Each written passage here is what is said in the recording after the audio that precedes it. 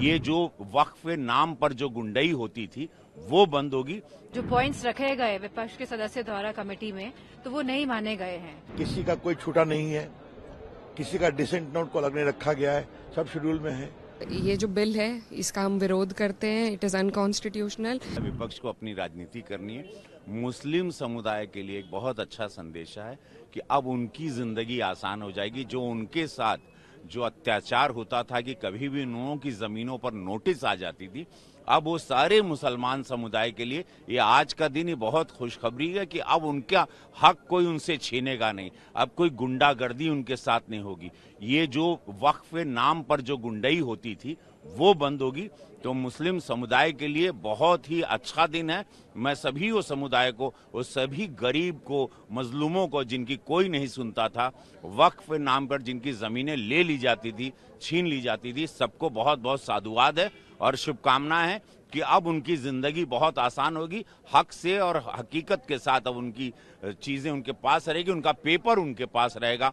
सबसे बढ़िया बात तो ये हो गई इस बिल के नाते। कोई हंगामा नहीं हुआ है। जिस तरह से आज बिल जो टेबल हुआ है वक्फ बोर्ड बिल, तो जो विपक्ष के सभी जो मेंबर्स थे इस कमेटी में, उनकी कोई भी बात, जो पॉइंट्स रखे गए विपक्ष के सदस्य द्वारा कमेटी में, तो वो नहीं माने गए हैं। और ये मनमाने तरीके से सरकार कहीं ना कहीं ध्यान भटकाने के लिए आखिरी दिन ये बिल लेकर आई है हाउस में, क्योंकि जहां सरकार ने 65,000 करोड़ रुपीस का बजट पेश किया है, वहीं ये लोग किसानों के मुद्दे पे और हमारे जो युवा साथी है उनके मुद्दे में कोई जवाब नहीं दे पा रही है। तो कहीं ना कहीं ध्यान भटकाने की राजनीति को देखते हुए ये बिल आज टेबल हुआ है और किसी भी विपक्ष मेंबर्स की बात में नहीं मानी गई है कमेटी में। वक्फ की संसदीय समिति की रिपोर्ट जेपीसी की आज रख दी गई है। इसमें पूरी चर्चा हुई थी। चर्चा होने के बाद ये मानस आया और आज राज्यसभा में भी स्पष्ट किया गया किसी का कोई छूटा नहीं है, किसी का डिसेंट नोट को अलग नहीं रखा गया है, सब शेड्यूल में है। और आज माननीय गृह मंत्री ने कह दिया लोकसभा में कि माननीय स्पीकर साहब देख लें, अगर कोई छूट गया है तो उसको इंक्लूड कर लें। लेकिन बड़ी बात यह है कि ये लोग तुष्टीकरण पर इनकी सुई अटकी हुई है। क्या शाहबानो, क्या 3 तलाक सहराबानो और आज वक्फ, ये सिमट कर कहां रह गए हैं देख लीजिए आप।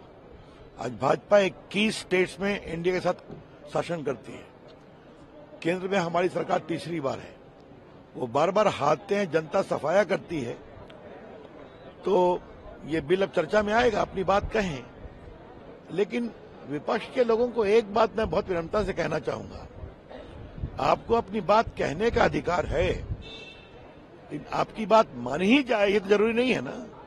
अगर आपको अपनी बात मनवानी है तो जनता से वोट लेके आइए, मेजोरिटी में आ जाइए। जिस तरीके से सारी कार्रवाई कमेटी की हुई उसमें भी पार्शलिटी की गई, उसमें इंडिपेंडेंट तरीके से सारे जो भी इनपुट्स थे उनको इंक्लूड नहीं किया गया। तो ये जो बिल है इसका हम विरोध करते हैं। It is unconstitutional and it is against the rights of minorities in this country.